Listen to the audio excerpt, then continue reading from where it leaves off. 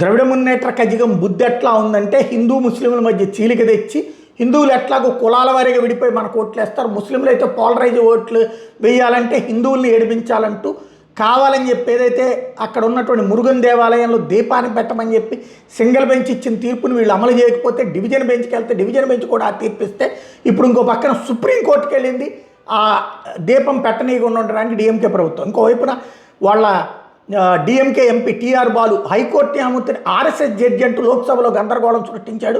కార్తీక దీపం వివాదం మీద తీవ్ర చర్చ జరుగుతున్నటువంటి సందర్భంలో రాష్ట్రం వ్యతిరేకించిన ఆలయాచారాన్ని కోర్టు అనుమతించింది అంటూ DMK MP Balu Madras high court న్యాయమూర్తిని ఆర్ఎస్ఎస్ జడ్జిగా అభివర్ణించారు.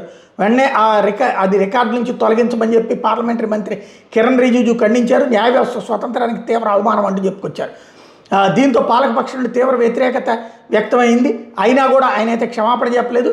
న్యాయపరమైన తీర్పుల్ని ఇకపైన ఇలాగ ఏదైతే పార్లమెంటుల ద్వారా తీసుకొచ్చి మరింత వివాదాలు సృష్టించి ఓట్లు దండుకోవాలన్న కుట్ర అయితే ఇందులో కనబడుతోంది.